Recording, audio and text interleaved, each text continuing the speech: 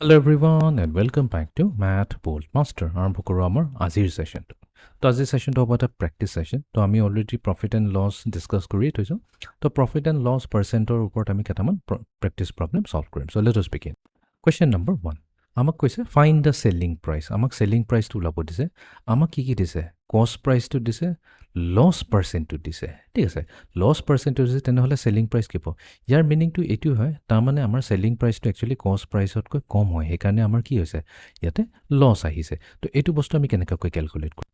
তো এতিয়া আমাৰ চি পি আছে ইয়াতে, যোনটো হৈছে কষ্ট প্ৰাইচ, সেইটো দিয়া হৈছে ₹40,000। ₹40,000।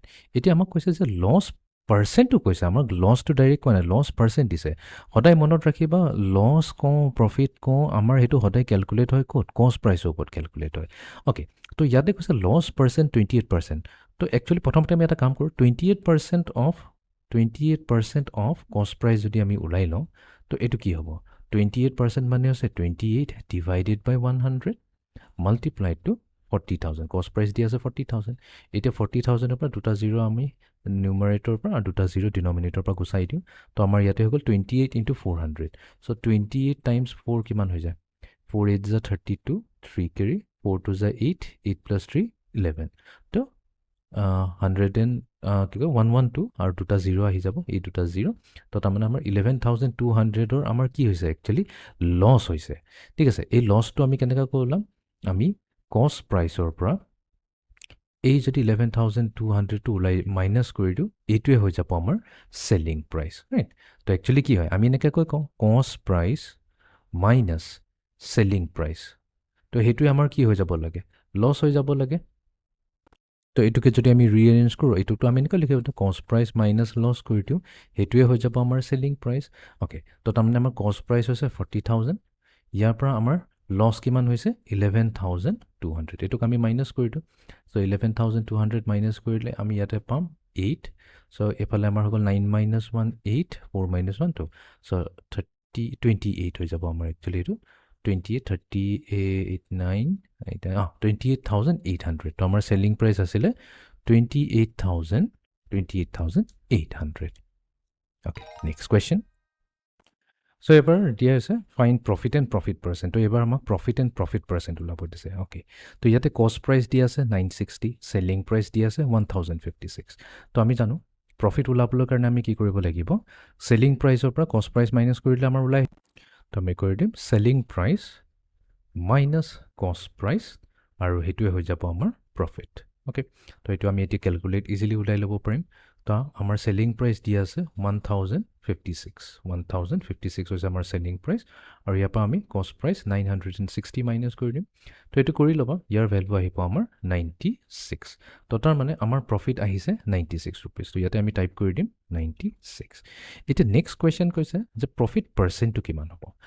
প্ৰফিট পাৰ্চেণ্ট, যেতিয়া এই পাৰ্চেণ্ট ৱৰ্ডটো ইউজ কৰে, আইদাৰ প্ৰফিট পাৰ্চেণ্ট কওক বা লছ পাৰ্চেণ্ট, এইটো সদায় আমাৰ কষ্ট প্ৰাইচত কেলকুলেট হয়। তো আমাৰ প্ৰফিট ওলাইছে 96। তো আমি ক'ম যে 96 আউট অফ আমাৰ কষ্ট প্ৰাইচ যোনটো হৈছে 960 ৰুপিজ। তো 960ৰ ওপৰত আমাৰ আহিছে 96 ৰুপিজৰ প্ৰফিট। তো এই ফ্ৰেকশ্যনটোক আমি কনভাৰ্ট কৰিব লাগিব পাৰ্চেণ্টেজলৈ, তাৰমানে এইটোক আমি 100লৈ লৈ যাব লাগিব ডিনমিনেটৰটো। এতিয়া এইটো অলপ ট্ৰিকি হয়। তো এইটো আমি এনেকৈ কৰিম, প্ৰথমতে আমি এই ফ্ৰেকশ্যনটোক চিম্প্লিফাই কৰি লওঁ। চ' 96 আৰু 960, এইটোতো কমন ফেক্টৰ আছে 96। তো এইটোক আমি 96ক 96ৰে ডিভাইড কৰোঁতে আমাৰ 1 আহি যাব, আৰু 960ক আমি 96ৰে ডিভাইড কৰিলে আমি পাই যাম 10। তো তাৰমানে আমি এক প্ৰকাৰে এইটো কৈছে 1/10ক আমি পাৰ্চেণ্টেজত নিব লাগে। তো তাৰমানে ডিনমিনেটৰ আমাৰ 100 হ'ব লাগিব। তো আমি জানো, তো 10ৰ লগত আমি 10 মাল্টিপ্লাই কৰিলেতো আমি ইয়াতে ডিনমিনেটৰত 100 পাম। তো ইয়াতে যদি ডিনমিনেটৰ লগত 10 মাল্টিপ্লাই কৰিছোঁ, নিউমাৰেটৰ লগতো আমি 10 মাল্টিপ্লাই কৰিম। তো 1 ইনটু 10 হৈ গ'ল আমাৰ 10। এতিয়া 10/100 কওঁ, বা 10th per 100 কওঁ, বা আমি 10th per cent ভেলিউ বুলি কওঁ, একেই কথা হৈছে। তো তাৰমানে আমাৰ কি গ'ল? আমাৰ প্ৰফিট পাৰ্চেণ্টেজটো হৈছে 10%। তো আমি ইয়াতে কি কৰিম? 10% লৈ আমি এইটো চেক কৰি লওঁ। অ'কে, এতিয়া আমি যাওঁ নেক্সট কুৱেশ্যনটোলৈ। Find loss and loss percent. তো এইবাৰ লছ ওলাব দিছে। অ'কে, তো আমাৰ লছ ওলাবৰ কাৰণে আমি কি কৰিম? লছৰ কেছত আমাৰ কি হয়? আমাৰ কষ্ট প্ৰাইচ মাইনাছ চেলিং প্ৰাইচ হৈ যায়, ৰাইট? আমাৰ ইমানখিনি লছ হৈছে। তো আমি কি কৰিম? 850ৰ পৰা মাইনাছ 595 কৰি দিম। আমি ট্ৰাই কৰিম যে আমাৰ পজিটিভতে আহে।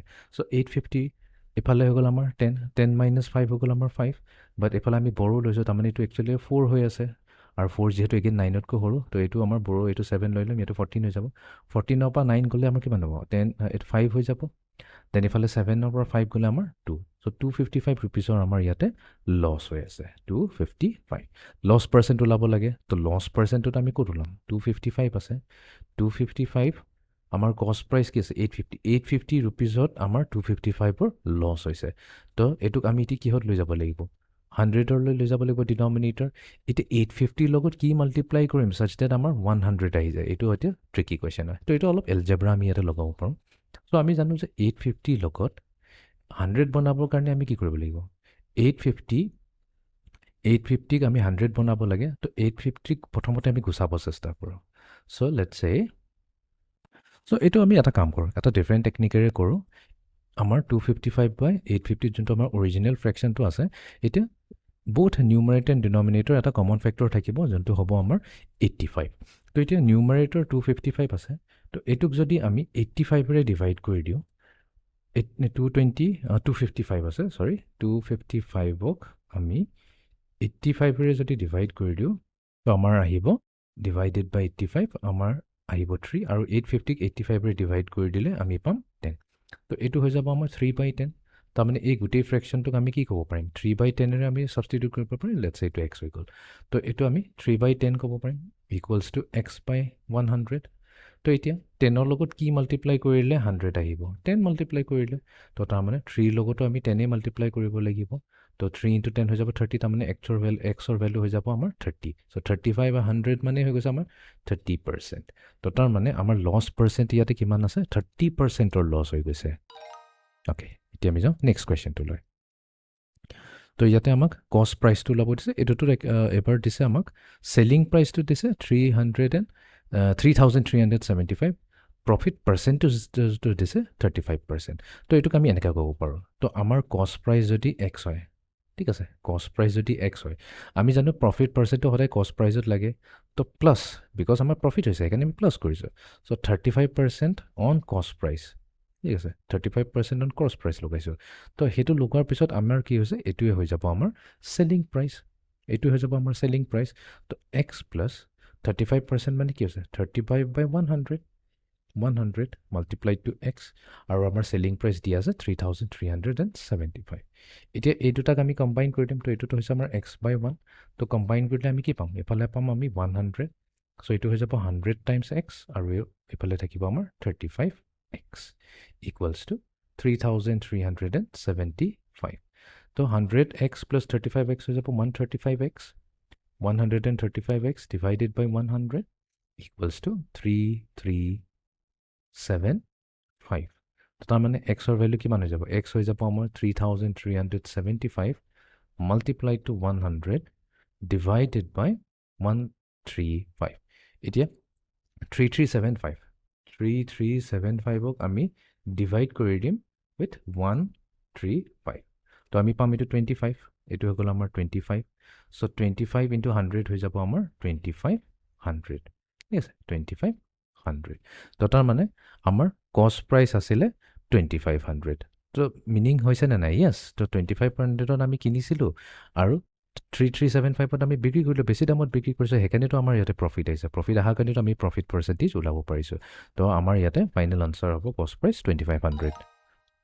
ফাইনেল কুৱেশ্যন তো এইবাৰ আমাক ওলাব দিছে লছ দেন লছ পাৰ্চেণ্ট তো তাৰমানে আমাৰ লছ হৈছে লছ কেলৈ হৈছে বিকজ আমি কিনিছোঁ 1,860 আৰু চেল কৰিলোঁ কম দামত 1,581 তো এতিয়া আমাৰ লছ কেলকুলেট কৰিবৰ কাৰণে আমি কি কৰিম কষ্ট প্ৰাইচ ল'ম আৰু তাৰ পৰা আমি চেলিং প্ৰাইচটো মাইনাছ কৰি দিম তো তাৰমানে 1,860 পৰা আমি মাইনাছ কৰিম 1,581 তো এইটোৱে দিব আমাক 279 ঠিক আছে তো আমি ইয়াতে প্ৰথমতে টাইপ কৰি লওঁ তো আমাৰ লছ হৈছে 279 ৰুপিজৰ আমাৰ ইয়াতে লছ চলি আছে এতিয়া আমি লছ পাৰ্চেণ্টেজটো ওলাব লাগে তো লছ পাৰ্চেণ্টেজটো আমি অলপ কেয়াৰফুলি ওলাব লাগিব চ' লছ পাৰ্চেণ্টেজ সদায় কিহত ওলায় চিপিত ওলায় চ' 279 লছ হৈ আছে ক'ত উইথ আ কষ্ট প্ৰাইচ অফ 1860 এতিয়া এইটোক আমি কি কৰিব লাগিব কনভাৰ্ট কৰিব লাগিব টু পাৰ্চেণ্টেজ তো প্ৰথমতে 279 আৰু 1860 এইটো আমি এটা কাম কৰোঁ এইটোক আমি চিম্প্লিফাই কৰি লওঁ এতিয়া এই ফ্ৰেকশ্যনটো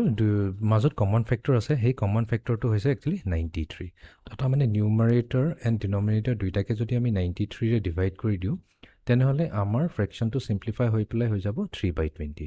তো এতিয়া আমি 3/20 পালোঁ। এই ফ্ৰেকশ্যনটোক আমি এতিয়া কি কৰিব লাগিব, পাৰ্চেণ্টেজলৈ কনভাৰ্ট কৰিব লাগিব। তাৰমানে ডিনমিনেটৰ হ'ব লাগিব 100। এতিয়া 20 লগত কি মাল্টিপ্লাই কৰিলোঁ, 100 আহে 5। তো তাৰমানে 3 লগত আমি কি মাল্টিপ্লাই কৰিম, 5 মাল্টিপ্লাই কৰিম। চ' 3 × 5 হৈ গ'ল আমাৰ 15। চ' 15/100 হৈ গ'ল আমাৰ 15%। তো তাৰমানে আমাৰ লছ পাৰ্চেণ্টেজটো হৈছে 15%।